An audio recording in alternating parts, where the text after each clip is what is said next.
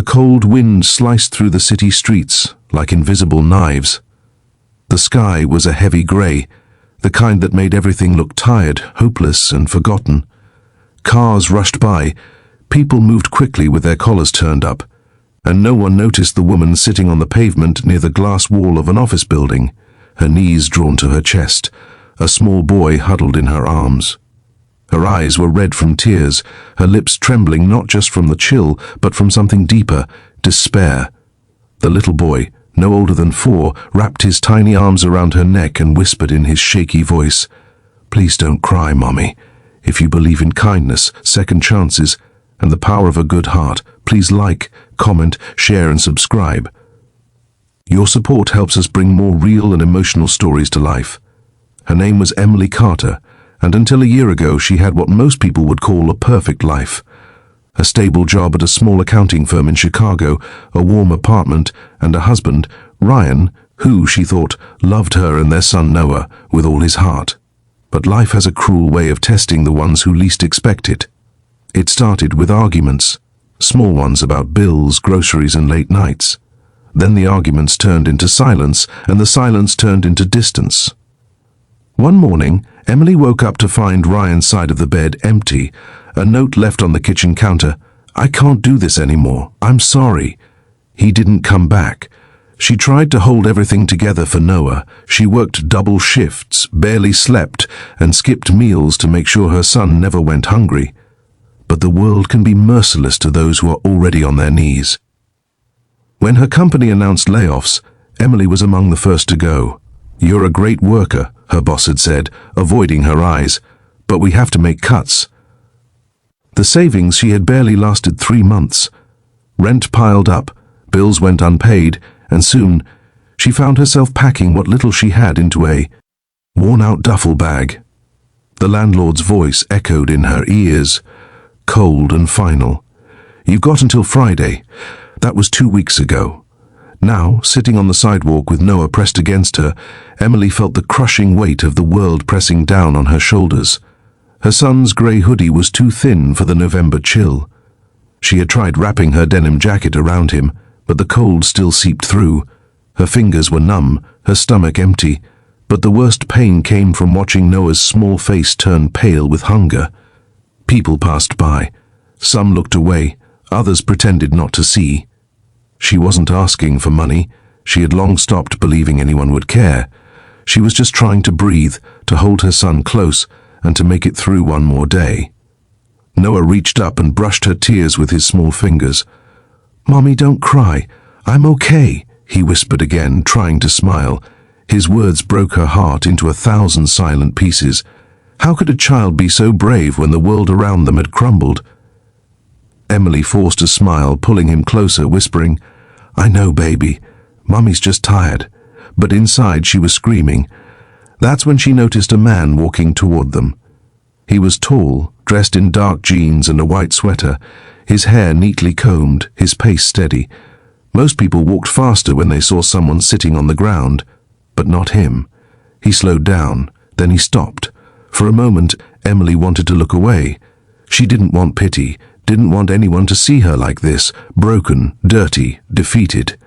But the man knelt down in front of her, his eyes filled not with pity but with something else, genuine concern. "Hey," he said softly, his voice calm, steady and warm against the biting wind. "Are you both okay?" Emily tried to answer, but her throat closed. She shook her head slightly, her eyes lowering to the ground. The man took off his grey jacket without hesitation and held it out. "Here," he said, "please take this. It's cold out here." She blinked, frozen. Not from the weather, but from disbelief. Kindness was something she hadn't seen in a long time. She opened her mouth to refuse, but Noah's little hands reached out, touching the fabric. The man smiled at him, his eyes soft. "You're a brave little guy," he said gently. Emily finally took the jacket. It was warm, heavier than it looked, and smelled faintly of cologne, clean and comforting. She wrapped it around Noah, and for the first time in days the boy smiled. The man stood up slowly. "My name's Daniel," he said, watching them carefully. "I work nearby. Can I get you both something to eat?" Emily hesitated. Pride, fear, and exhaustion all fought inside her. But before she could answer, Noah's stomach growled softly, breaking the silence. Daniel noticed, and his heart ached. "Wait here," he said, and before Emily could protest, he jogged across the street toward a small cafe. Minutes later, he returned with 2 sandwiches, a cup of hot chocolate, and coffee. He crouched again and handed them over. "Please, eat something. You both need it." Emily's eyes filled with tears again, but this time they weren't from despair. "Thank you," she whispered, her voice cracking. Daniel simply nodded. "Everyone needs a little help sometimes," he said. "It doesn't mean you're weak, it means you're human." The warmth of the food spread through her hands as she held the cup. For the first time in weeks, she felt seen, not as a burden, not as someone to be ignored, but as a person. They sat there for a while, the city noise fading into the background. Noah laughed softly as he sipped his hot chocolate, his cheeks pink from the warmth. Emily watched him, her heart aching but alive. Daniel stood again and looked down at them. "Do you have somewhere to stay tonight?" Emily hesitated, her eyes lowering. "No, not really," she admitted quietly. He thought for a moment, then pulled a small card from his pocket. "I volunteer at a shelter a few blocks from here," he said. "It's safe, warm, and they help families get back on their feet. Tell them Daniel sent you." Emily stared at the card like it was a lifeline. "Thank you," she whispered again, clutching it tightly. That night, she and Noah found a warm bed, clean sheets, and a hot meal at the shelter. It wasn't much, but to Emily, it felt like heaven. Days passed. Daniel visited the shelter twice, once to check if they were okay, and again to bring Noah a small toy car. Emily learned that Daniel had once lost everything too, his wife, his job, his home, after a car accident years ago. He had rebuilt his life piece by piece and had promised himself that if he ever saw someone drowning in despair, he'd be the hand that reached out. Emily started volunteering at the same shelter. It gave her purpose, strength, and hope. Slowly, she began applying for jobs again. Daniel helped her rewrite her resume, introduced her to people, and encouraged her when she doubted herself. Months went by, and Emily found a part-time accounting job. The shelter helped her get a small apartment.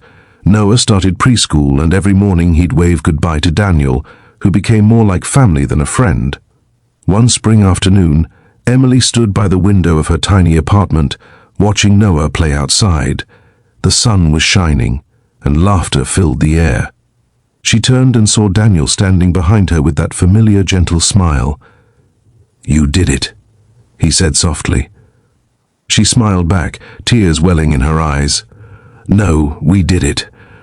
The moment felt peaceful, full, and alive, like the universe was finally breathing with her again. If this story touched your heart, please like, comment, share, and subscribe. Your small act of support helps spread more stories about hope, humanity, and second chances. Before you go, comment below, kindness still exists if you believe the world needs more people like Daniel. Because sometimes all it takes is one act of compassion to change the course of someone's life forever. As Emily tucked Noah into bed that night, he looked up at her with sleepy eyes and whispered the same words he had once said on that cold street months ago. "Please don't cry, Mommy." But this time Emily smiled through tears of gratitude and whispered back, "Don't worry, baby. Mommy's not crying because she's sad. She's crying because we're finally home." Outside, the city lights shimmered like distant stars, and somewhere deep in Emily's heart she knew kindness had saved her life.